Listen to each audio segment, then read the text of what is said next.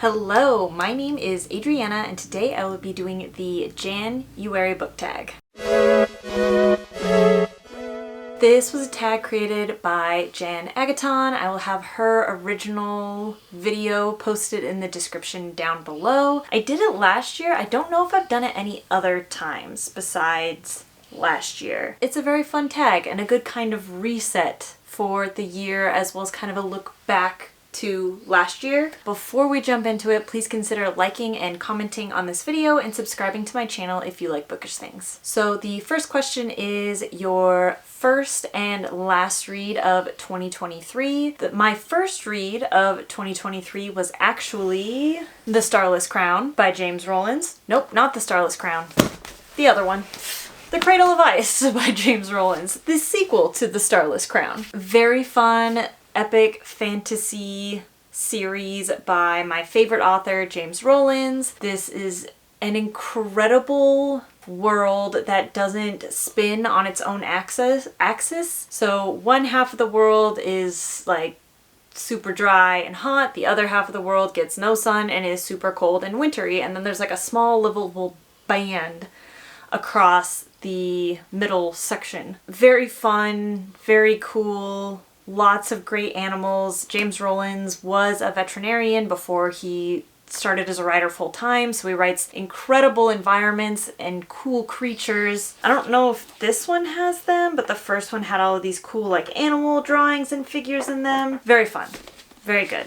Can't wait for the next one. My last read of 2023 was volume 5 of Lore Olympus. If you caught my qualifying round vlog for Squash That Series, you saw me read this right at 10 p.m. Pacific time on December 31st because that was technically the start of the Squash That Series readathon, because it started, what am I trying to say here? January 1st at midnight in the central time zone. So I was like playing some sneaky time travel things, but this was technically my last read of 2023 because I started at like 10 p.m.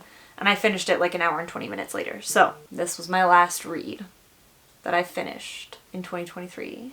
Prompt number 2 is what was your first read of 2024? I started off the year with The Devil Colony by James Rollins. Wow, we are just getting a lot of James Rollins up in here. But I've been doing a reread of the whole Sigma Force series, which is his action thriller adventure series that made me fall in love with the author, versus the fantasy one that I also enjoy immensely. But yeah, like I had mentioned, I'm doing Squash That Series, which is going for like the first 5 weeks of 2024. So everything I've read so far this year has been a sequel of some sort.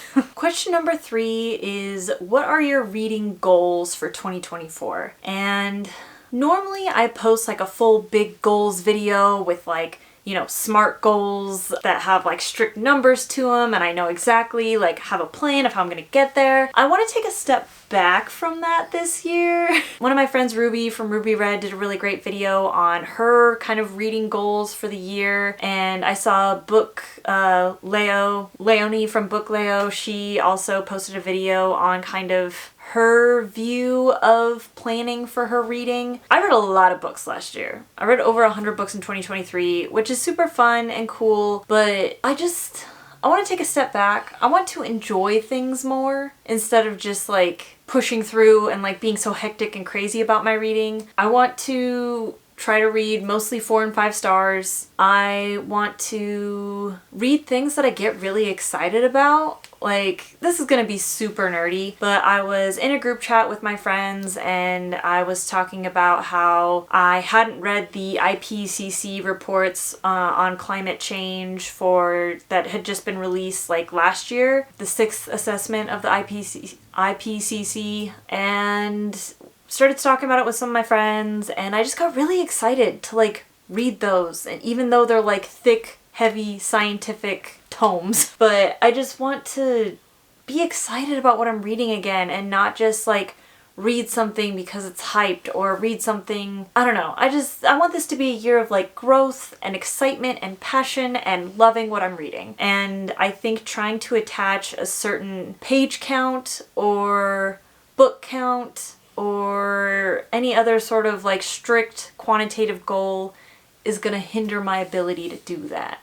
it's not quite a reading goal, but like somewhat related to reading, is for this channel, I really want to start posting more standalone book reviews. So again, going with, I really want to be excited and passionate about what I'm reading. And I want to be excited to talk about one book specifically instead of doing these huge wrap-ups at the end of the month. I just want to be excited about what I'm reading again. Speaking of being excited, the next question is, what are some upcoming 2024 releases that you're really looking forward to? Today, James Rowlands dropped a tweet about his upcoming new installment of the Sigma Force series, Archangel. I am so excited for it. I love these Sigma Force books. They're so much fun every single time. I just have a blast reading them. Another favorite author of mine, Jennifer Saint, is releasing a book on Hera. Hera is there's so much you can do with that character, and I'm really excited to see where Jennifer Saint takes it. She typically does more of like a chill, kind of vibey book, so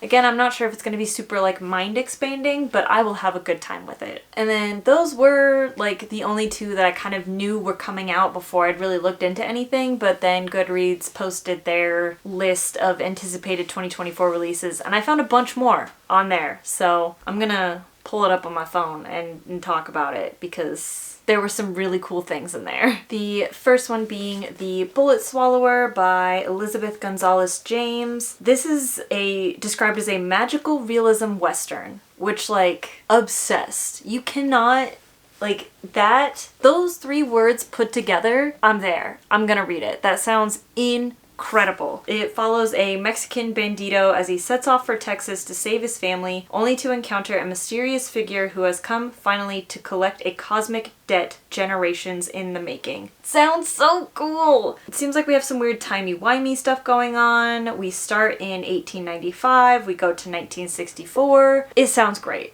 I will be 100% reading this book at some point, and funnily enough, it actually comes out today, the day I'm filming this, January 23rd. So I'm actually gonna peek into my library app and see if it's on here yet. Oh, my libraries do not have it yet, so I may have to ask for that. Another one coming out later this year is The Life Impossible by Matt Haig.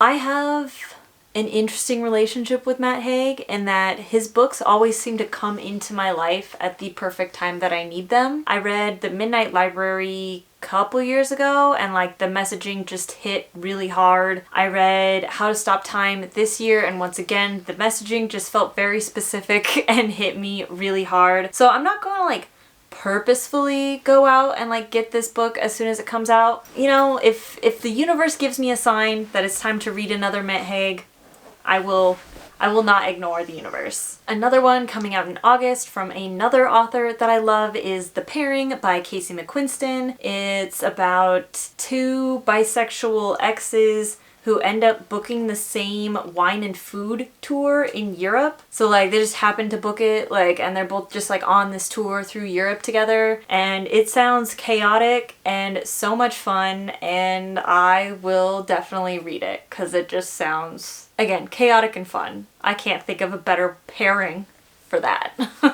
Another one that is actually coming out today is Womb City by, I'm gonna look up how to say this, sorry, I'll be right back.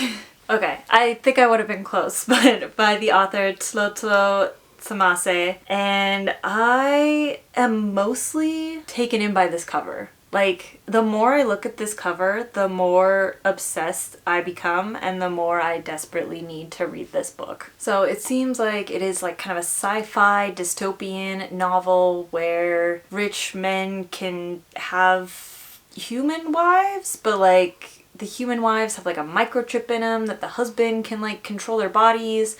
I don't know. I think it sounds so good. And just a rich, dark sci-fi I think is something that I will be craving at some point. And I don't know if I mentioned this because I got distracted by Tlotlo's name, but it did come out today, so we're gonna log back into the library app and see if I can get it. No dice. But I will definitely be requesting that my library buy this one because I think it just sounds fascinating. Another one coming out in August and by another author I have read before is The Heir of Venus by Laura Shepperson. I read her Phaedra retelling and enjoyed that, and I liked the kind of framing devices she used and her writing style. So I will definitely be interested in checking this one out. I believe this one is about Aeneas, who founded Rome. Maybe not. Yes. Okay, so this is a retelling of Aeneas, the son of Aphrodite, who is like the mythical founder of Rome. So that sounds very interesting and is a myth I'm not as familiar with because it's definitely crossing over into like that Roman mythology where I was pretty heavily set in like Greek mythology as a child. So question number 5 is to do kind of a check-in on your 2023 goals and how you performed against them. I have a whole video on this where I talked about like my stats and everything else, so I will link to that for more in-depth goal check-in, but basically I completed half of my goals. 3 out of the 6 goals I set, I completed to fruition. So that's fine. Question number 6 is to list off some upcoming releases that you are not super psyched about and probably will not be checking out. I don't want to say that like I don't like them or that they're gonna be bad because I don't want to start that this year with that kind of negativity, but they're just probably not something I personally will be checking out. And that is, I know Sarah J. Maas has another one coming out. I haven't read any of her stuff. I don't really foresee myself picking it up just based on my own preferences and what I want to spend time reading. I just don't think she's the author for me. There's small children leaving school and that upsets the dog. I'm sorry, buddy. I'm sorry. Small children should just never be around, huh? No children. Another author that I have tried and just have not felt like I connected with the material is Emily Henry. I know she has another one coming out, but I tried twice and I didn't really enjoy either. So like we're gonna leave Emily Henry be. And then the final one that I may pick up depending on what the reviews are is The Familiar by Leigh Bardugo. I do really enjoy certain Leigh Bardugo books. I'm a big Grishaverse fan. I loved King of Scars and Rule of Wolves. Like, loved that duology. Had such a great time, but I really did not like Ninth House. Like, actively disliked Ninth House. So I'm kind of hesitant as to whether or not I will pick this up. I guess, did I say it's The Familiar? I actually know what this one is. It's another adult fantasy, which I don't know. I don't know if I'm gonna pick it up or not. Because like King of Scars and Rule of Wolves definitely like leans more adult than like some of the other Grishaverse books. So I can't say that I don't enjoy like Leigh Bardugo's adult fantasy writing, but I just didn't like Ninth House so much. So we might try it just to see, but I definitely want to get some reviews back first. Question number 7 is what are some reading habits you want to change for this year? Going along with kind of my goal of just like enjoying what I'm reading more and like just being more chill about reading in general and not feeling like I have to cram reading into every section of my day, I, like Ruby from Ruby Red, want to try to read less audiobooks. We're gonna ignore that during this whole Squash That Series readathon. This doesn't count. The diet starts tomorrow. I oftentimes find myself tuning in and out of an audiobook and it's just kind of become this thing where they've become background noise and I don't really give the book the attention it deserves. The author put a lot of time and investment into this book. I should be respectful of that and actually pay attention and read it. I'm not giving up audiobooks altogether. I think there are some things that I just do enjoy better as an audiobook. A lot of memoirs, especially if they're read by the author. A lot of kind of nonfiction, more science-y books. I tend to enjoy getting those audibly because it feels like a college lecture. I want to stop just consuming audiobooks for consumption's sake and only pick up an audiobook if I think it's something I'm truly going to enjoy in that form. That's the word I was looking for. I would also like to incorporate more nonfiction into my reading. If you look at my book bracket from 2023, I posted that video a few weeks ago. Like, one of my top 3 books of the year was a nonfiction book, and I actually had quite a few nonfiction books in there. So I want to make more of an effort to find new nonfiction books for me to learn and enjoy, and again, expand my mind and be passionate about and find new passions in life. So yes, more nonfiction. And this last kind of reading habit kind of surprised me when it came to my 2023 book bracket, but a lot of the books on there, not a lot, but like a few of the books on there were from NetGalley. They were NetGalley arcs, and I would not have discovered them had it not been for NetGalley. Like, the 2 specifically, like, super coming to mind are Eve, How the Female Body Drove Evolution for 200 Million Years, and Lilith is somewhere. Lilith. Those 2 books specifically, I do not think I would have ever even heard of had I not found them on NetGalley. You would think that if I'm like trying to avoid being like over consumption-y with my books, that I would avoid like free book sites like NetGalley, but I actually found some books I really enjoyed and like wanted to buy physical copies of to have, and I've lent them out to other people and like bought them as gifts, and NetGalley has been a somewhat useful tool for me to find out new books. And I think going along with that, finding new books, I want to spend more time in my Libby app going through like the newly added books in my library. Just to try to find, you know, books more organically that way, instead of just constantly getting recommendations off like YouTube and TikTok and Twitter, because sometimes those I get like caught up in the hype, versus if I'm like reading a description on NetGalley or on the Libby app, it's something that I know I am purposefully seeking for myself and looking like what kind of things interest me, what have I enjoyed in the past, yada yada yada. All that to say, I want to be more chill about my reading and read stuff that I really enjoy. Oh, also, I want to DNF a book if I'm not enjoying it. I have a really hard time doing that. I have a lot of friends who are really good at it, so I'm hoping they will like hold my hand through the DNF process and help me to DNF a book. Question number 8 is, what are your anticipated book adaptations that you have coming out? I have not been a huge TV girly lately. Like, my husband and I don't know, I guess there's a couple things we've been watching, but we mostly just rewatch the same shows.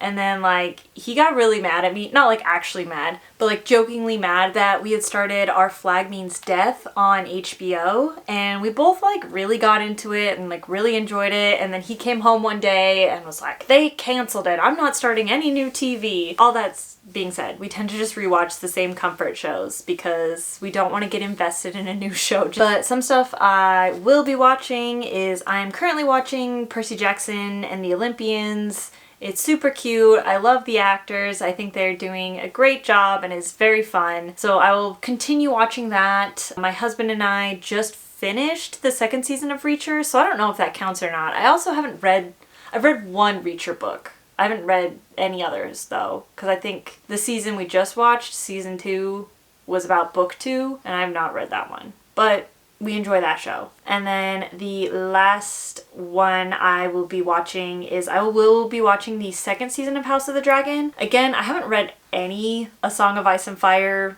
media, but I enjoy watching the shows. So I will be watching the 2nd season of that. Question number 9 is, what was your favorite bookish memory of 2023? I have to say, I had a lot of fun in like different bookish things in 2023. Like, honorable mention for Wonderathon in June. That was crazy. At Lizzie's Literary Life hosted it. Lizzie from At Lizzie's Literary Life. It was a time. It was insanity. It was competitive. It was so much fun. I read so much. But I think the favorite memory I have to go with, sentimentally, emotionally, is reading Ernest Hemingway's For Whom the Bell Tolls while I was down in Sun Valley, Idaho. So I started reading it the weekend of my wedding and then continued to read it down in Sun Valley while my husband and I were on our honeymoon. And it was just so cool to like read a book surrounded by where the book was written. For Whom the Bell Tolls has nothing to do with Sun Valley, Idaho, but it was written in Sun Valley, Idaho. So it was just cool to be down there and to stay in the lodge where Hemingway had been known to hang out, to just, I don't know, it was a very like immersive reading experience and very cool and interesting. So 10 out of 10 would recommend doing said thing. And then the last question, question number 10, is do you have any carryover reads from 2023? And no, fortunately I managed to wrap everything up right at the end of the year. I don't like leaving things hanging. Like from month to month, not a big deal, but like for spreadsheet's sake, I like for my last read of 2023 to like be wrapped up, and I don't want to start anything again till January 1st. That's a good time. We're living life. We're gonna be chill in 2024 after Squash That series ends. Again, the diet starts tomorrow. But please let me know what your goals are for 2024 and if you have any reading habits that you're planning on changing. And thanks so much for watching, and I will catch you on the next video.